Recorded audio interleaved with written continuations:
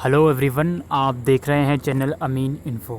दोस्तों, इस बार दिल्ली यूनिवर्सिटी ने जो अपने अंडर ग्रेजुएट कोर्सेज़ के एडमिशन फॉर्म स्टार्ट करे हैं, अब उस फॉर्म को लेकर और एडमिशन से रिगार्डिंग अंडर ग्रेजुएट लेवल पर काफ़ी सारे डाउट आप लोगों के हैं।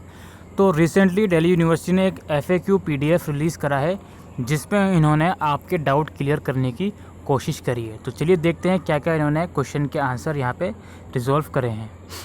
तो पहले ये बोलते हैं कि क्या मेरिट बेस और एंट्रेंस बेस कोर्सेज़ के लिए एक ही फॉर्म भरना है। हाँ जी, जो एक ही फॉर्म जो UG लेवल का अवेलेबल है वही आपको भरना होगा। दोनों के लिए सेम ही फॉर्म के थ्रू आप अप्लाई कर सकते हो। जब एंट्रेंस कोर्स सेलेक्ट करने का ऑप्शन आएगा, अगर आपको लगता है कि एंट्रेंस में भी आपको अप्लाई करना है तो वहाँ पर येस बटन पर आप टिक कर दोगे। क्वेश्चन नंबर 2 देखते हैं। Registration form has no option for filling the choice of merit based courses college, how do I apply for merit based courses. अच्छा, ये लोग बोलते हैं कि भाई फॉर्म के अंदर मेरिट बेस्ड कोर्स करने का ऑप्शन इस साल नहीं आ रहा है, जो कि लास्ट ईयर तक आ रहा था। तो इसका क्या सोल्यूशन है? Candidate does not have to choose the course college at this moment for merit based courses, but it has to be done at the time of declaration of cut off. This means that student registered on the admission portal shall be considered for all merit-based courses for all college, but admission will be granted at particular course college subject to the eligibility. इसका सीधा सीधा मतलब दोस्तों ये है कि अगर आप दिल्ली यूनिवर्सिटी का अंडर ग्रेजुएट कोर्सेज़ का फॉर्म फिल कर रहे हो तो आप ये मानिए कि आप जिस भी कोर्सेज़ के लिए एलिजिबल हो सभी का फॉर्म आपने फिल कर दिया मेरिट बेस्ड कोर्स में, ठीक है। अगर आप सिर्फ एंट्रेंस बेस्ड कोर्सेज़ के लिए अप्लाई करना चाहते हो तो भाई मेरिट बेस्ड कोर्स का भी आपका डिफ़ॉल्ट अपने आप अप्लाई हो जाएगा। 250 रुपये की वो फ़ीस आपको देनी ही होगी अगर आप सिर्फ एंट्रेंस बेस्ड कोर्सेज़ के लिए भी अप्लाई करना चाहते हो, ठीक है। तो इस चीज़ का ध्यान में रखो। और बाकी जब कट ऑफ आएगी तो उस टाइम पर आप अपना कोर्स कॉलेज डैशबोर्ड में जाके सेलेक्ट कर सकते हो। I forget to apply for entrance based course while filling the admission registration form. What should I do? After payment, the admission registration form is not editable, so that application has to apply in a fresh form again with a new email and pay the registration fees again. अच्छा, ये लोग बोलते हैं कि यार मैंने form fill कर दिया लेकिन मुझे एंट्रेंस के लिए अप्लाई करना था, मैं कर नहीं पाया, मैंने फॉर्म भी फिल कर दिया, पेमेंट भी कर दी।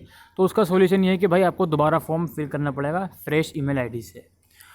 I applied for due JAD and gave my preference for the college and submit the form by paying the fees. But now I want to edit the preference. Can I do so? यानी कि due Jat के लिए मैंने apply करा है, colleges का preference online form में set कर दिया, लेकिन अब मुझे कॉलेजेस का प्रेफरेंस चेंज करना है, तो क्या पॉसिबल है? तो इसका आंसर ये है कि applicant can not edit the preference right now but will given a chance later. यानी कि एंट्रेंस टेस्ट का जब रिजल्ट आता है उसके बाद आपको ऑप्शन दिया जाता है कि आप कॉलेजेस का प्रेफरेंस चेंज कर सकते हो, ठीक है। तो अगर आपको प्रेफरेंस चेंज करने की टेंशन है तो एंट्रेंस के बाद ये टेंशन रिजोल्व हो जाएगी, आपको मौका दिया जाएगा चेंज करने का। अच्छा, can I apply for sports and ECA quota both at the same time at the same form?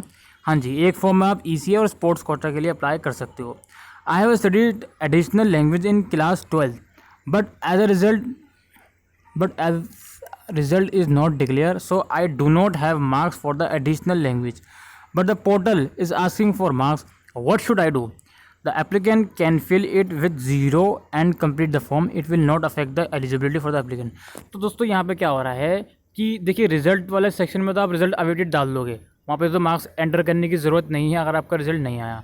लेकिन वहाँ पे एक ऑप्शन आता है कि अगर आपने कोई एडिशनल लैंग्वेज पढ़ी है लाइक उर्दू, बंगाली, संस्कृत, तो अगर आप उसको येस करते हो, आपने पढ़ी होती है, तो वहाँ पे वो मार्क्स मांगता है।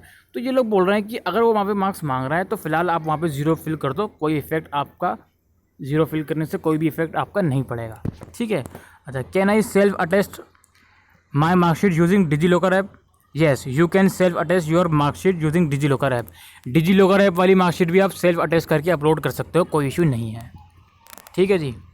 अच्छा, I forget to self-attest my mark sheet during the registration process. Will my form be valid or should I apply again? देखो जी, अगर आपने बिना सेल्फ अटेस्ट करे अपनी मार्कशीट अपलोड कर दी तो उस केस में क्या होगा? Candidate must show the utmost care while uploading the document as the document need to be properly scan and self attested. लेकिन अगर कोई गलती से candidate forget to self attested the document, then there is no need to apply again. The candidate will be eligible for the admission process as long as the document uploaded are valid. तो देखिए दोस्तों, सबसे पहली जो दिमाग में एक चीज़ रखनी है कि जो भी डॉक्यूमेंट आप अपलोड कर रहे हो वो सेल्फ अटेस्टेड होने चाहिए। लेकिन गलती से अगर आपने डॉक्यूमेंट बिना सेल्फ अटैच के अपलोड कर दिया तो अब दोबारा अप्लाई करने की ज़रूरत नहीं है, वो एक्सेप्ट हो जाएगा अगर आपको भरोसा है कि आपका डॉक्यूमेंट वैलिड है तो। ठीक है जी। My class 12 result has not declared, so should I fill the registration form now और वेट फॉर रिजल्ट।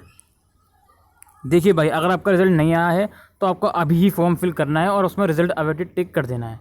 ठीक है, जब आपका रिजल्ट आ जाएगा, किसी भी बोर्ड से आप बिलोंग करते हो, तो उसके बाद DU का एडमिशन पोर्टल दोबारा ओपन होगा और उस पोर्टल के ओपन होने के बाद आप उसमें मार्क्स उसमें अपलोड कर सकते हो। ठीक है। अच्छा, is there any reservation for student who are residents of Delhi? नहीं जी, दिल्ली रेजिडेंट्स के लिए कोई भी इसमें खास रिजर्वेशन नहीं है। Where I can find the information related to the best four evaluation for different courses in the bulletin of information. The information on best for the subject to be included in best for different courses is given in section 2. तो basically जो UG bulletin है उसके section 2 में जाइए, वहाँ पर best 4 का calculation का सारा सिस्टम गिवन है हर कोर्स का, तो वहाँ पर जाकर आप देख सकते हो। अच्छा, B.Ed और LLB के लिए आप कहाँ से अप्लाई करोगे? PG एडमिशन पोर्टल वाले पे। ठीक है। Will I get benefit of my school NCC certificate in the calculation of best four? No. अगर आपका कोई NCC सर्टिफिकेट है तो बेस्ट 4 के लिए कोई भी आपको उसमें बेनिफिट नहीं होने वाला है। You will not get any benefit from NCC certificate in the calculation of best 4. If you are applying under ECA category with NCC as your ECA, then you will get the relaxation in the cut off basis on the particular course. Basically जो अगर आप ECA में apply करोगे तो उस case में ही आपको NCC का बेनिफिट मिलेगा। ठीक है। If I do not meet the first cut off, then will I have to apply again for second cut off and so on? नहीं जी, एक बार फॉर्म फिल कर दिया तो उसके बाद आपको कट ऑफ का वेट करना है। अगर पहली कट ऑफ में आपका कॉलेज मैच नहीं करता कोई से भी, तो आपको नेक्स्ट कट ऑफ का वेट करना है। ठीक है। जैन एप्लीकेंट को कोई रिजर्वेशन है? नहीं है। Does the university of Delhi provide admission to BSc honours biotechnology? No, university of Delhi does not provide admission to BSc honours biotechnology, लेकिन subject biotechnology is use to determine eligibility criteria for various BSc courses. कुछ courses हैं BSc courses जिसमें biotechnology subject को consider किया जाता है eligibility के लिए, लेकिन BSc ऑनर बायोटेक्नोलॉजी DU में पढ़ाया नहीं जाता है। What should be the validity of my OBC certificate? देखो भाई, अगर आप OBC के थ्रू अप्लाई कर रहे हो, any category should have the caste certificate, और ये जो OBC होगा आपका, ये नॉन क्रीमी लेयर वाला होगा और करंट फाइनेंशियल ईयर का होगा, 31 मार्च 2020 के बाद का। How and when will entrance based examination be conducted?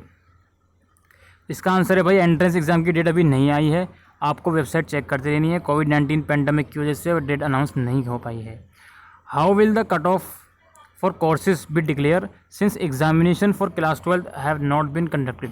भाई देखो, एग्जामिनेशन अभी तक कंडक्ट नहीं हुआ है, अब तो खैर कैंसिल होगा, तो cut off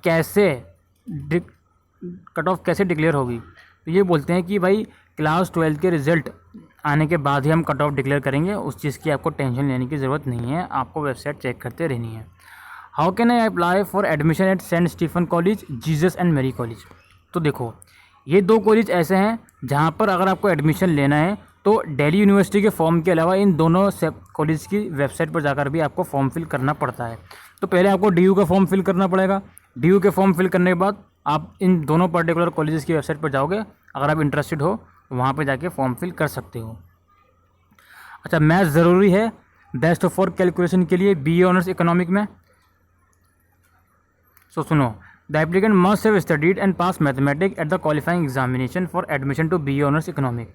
The merit shall be determined on the basis of 1 language and 3 best academic elective subject as specified in list A and list B। तो सुनिए, BA ऑनर्स इकोनॉमिक्स के लिए मैथ्स पढ़ा होना आपके लिए कंपलसरी है, लेकिन ऐसा ज़रूरी नहीं है कि आप मैथ्स को बेस्ट ऑफ 4 में भी कैलकुलेट करो। UG इन्फॉर्मेशन प्रोस्पेक्टस में लिस्ट A और लिस्ट में B में कुछ सब्जेक्ट गिवन है, इंग्लिश के अलावा 3 सब्जेक्ट आप उन दोनों लिस्ट में से लोगे। I have filled the registration form twice and paid my fees twice as my previous form was wrongly filled. Is there a way to cancel a form and refund fee? The candidate is requested to exercise extreme care in filling the form and paying the fee since it will not be refunded. तो basically अगर आपने 2 बार form fill कर दिया, अलग अलग fees पे कर दी, तो भाई फीस आपकी कोई भी रिफ़ंड नहीं होने वाली है। ठीक है। अच्छा, I have a subject in my class 12 with different name then that mention in the list of Britain, what should I do? You can write a mail.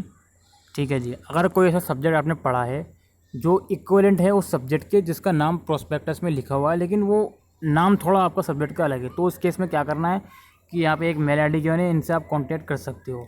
ठीक है, तो ये सब आपको करना होगा।